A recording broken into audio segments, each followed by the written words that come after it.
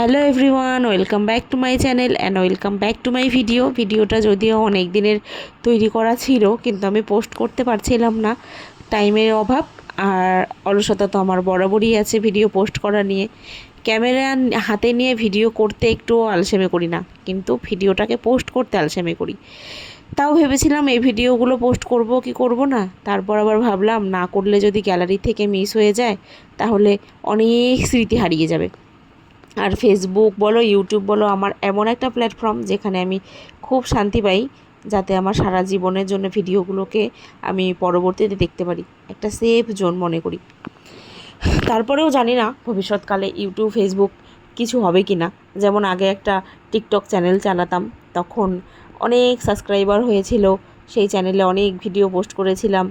কিন্তু এখন ফেসবুক আর ইউটিউব ছাড়া আর ইনস্টাগ্রাম ছাড়া কিছুই চালাই না। তো তাতে করে মনে হয় যে আমার ভিডিওগুলো অনেক সেফ থাকবে। যদিও আমি তোমাদের সঙ্গে খাটুশ্যাম মন্দিরের অনেক ভিডিও শেয়ার করেছি, কিন্তু এই কিছু ভিডিও আমি শেয়ার করিনি, যেগুলো আমরা পরের দিন এই বাবার কাছে দর্শন করতে গেছিলাম সন্ধেবেলায়।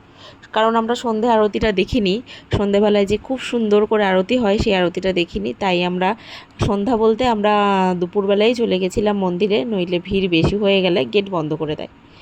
এত সুন্দর করে আরতি দেখেছি, দরজা বন্ধ, মানে কপাট খোলার থেকে শুরু করে ঠাকুরের সামনে গিয়ে একদম, আর বাবাজি গিয়ে আরতি করছিল, সেটা দেখেছি, এত ভালো লেগেছে। তাই ভাবলাম কি করে ভিডিওগুলো পোস্ট না করি। তারপর আবার আমার ছেলেও কত সুন্দর করে গিয়ে আবার পুজো দিয়েছে, একটা রাজস্থানি ড্রেস পরেছিল, কারণ আমার বর কয়েকদিন আগে গেছিলো রাজস্থানে খাটুশ্যাম বাবার মন্দিরে। যদিও ওরা একটা বিয়ের সূত্রে ওখানে গেছিলো, তারপরে এই মন্দিরে ঘুরে এসছে, তাই জন্যে ছেলের জন্য একটা সুন্দর রাজস্থানি ড্রেস নিয়ে এসেছিল, আর সেই ড্রেসটা পরিয়ে আমি ছেলেকে এই মন্দিরে নিয়ে গেছিলাম। আর দেখতেই পাচ্ছ তোমরা যে আমরা লাইনে দাঁড়িয়েছিলাম আরতি দেখার জন্যে, আর এত ভিড় হয়েছিল, এত ভিড় হয়েছিল। তারপর আবার আমরা কিছুটা দেখে মানে বাড়ি বলছিলাম, মানে হোটেলও না, বাড়িও না, হোটেলও না, আমাদের যে আশ্রমে ছিলাম সেই আশ্রম থেকে মাকে পিসিকে না, মাকে নিতে আসছিলাম। তো তারপর ঠিক সন্ধে হয়ে গেছিলো জন্যে আমরা বাবার দর্শন করতে ঢুকবো। আমাদের এখানে যেই বাবার দর্শন করতে আমরা গেছিলাম, খাটুশ্যাম বাবা, সেই খাটুশ্যাম বাবার তো দর্শন হয়ে গেছে, কিন্তু এখানে আরও একজন আছে যিনি খাটুশ্যাম বাবার আশীর্বাদ সরাসরি সবার মাথায় হাত রেখে দেয়। তার নাম ওমেন্দ্র মহারাজ, যিনি ক্যান্সার পেশেন্ট থেকে শুরু করে সমস্ত কঠিন রোগের মানুষের গায়ে আর কি, যাদের রোগ হয় তাদের শরীরে হাত দিলেও ক্যান্সারের গাঁট পর্যন্ত ঠিক হয়ে যায়। অনেক পেশেন্ট দেখেছি আমি এখানে, স্ট্রেচারি করে নিয়ে এসেছিলো, তারপর কত আইসিইউ অ্যাম্বুলেন্স দাঁড়িয়েছিল এখানে। উনি গিয়ে তাদের গায়ে হাত দিয়ে দিচ্ছে, মাথায় হাত বুলিয়ে দিচ্ছে, আর জল খাইয়ে দিচ্ছে। এই তো সেই বাবা, যার দর্শন করার জন্য আমি অনেক দিন থেকেই অস্থির হয়েছিলাম। আমি সেই দিনটা গিয়ে বাবার দর্শন করেছি, আমার মনটা সত্যি খুব শান্তি হয়েছে।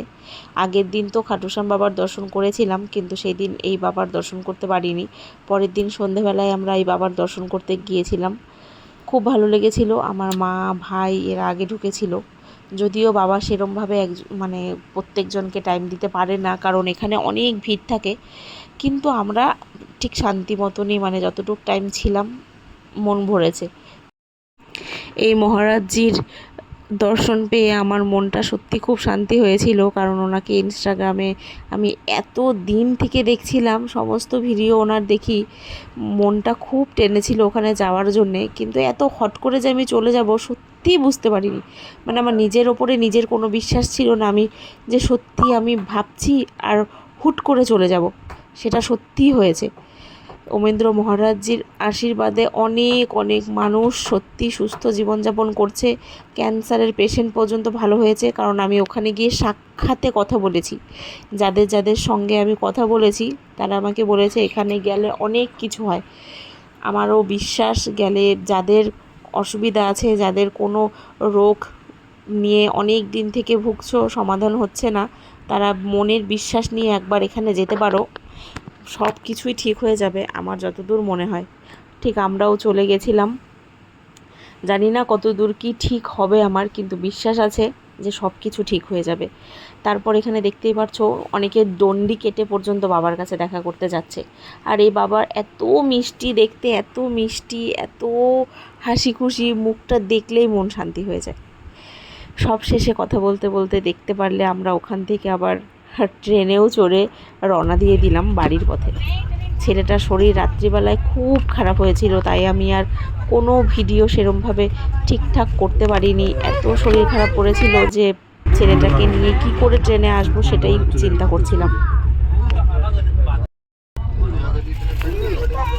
দুপুরে লাঞ্চ এসে গেছে তোমাদের, নবগুণ খাও। हाँ? हाँ?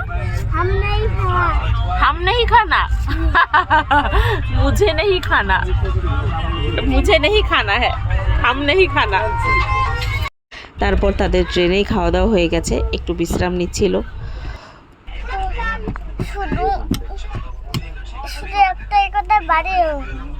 বাড়ি যাবা কখন? আরেকবার বলো তো, কি বললা শোনা? আর একবার, একবার না, শুধু একবার বলো তো, কি বললা? শুধু একটাই কথা, বাড়ি যাবো কখন? আর এইদিকে আমার ছেলে বাড়িতে আসার জন্য পাগল হয়ে যাচ্ছিল, শুধু বলছিল, তোমরা তো শুনলেই, তাই আমি ভয়েসটা কাটিনি। শুধু একটাই কথা, বাড়ি যাব কখন। মানে আর ভাল লাগছিল না ওর ট্রেনে, কারণ শরীরটা এতটাই খারাপ ছিল যে বাড়িতে আসার জন্য ও ব্যস্ত হয়ে গেছিলো। ভিডিওটা কেমন লাগলো অবশ্যই জানিও।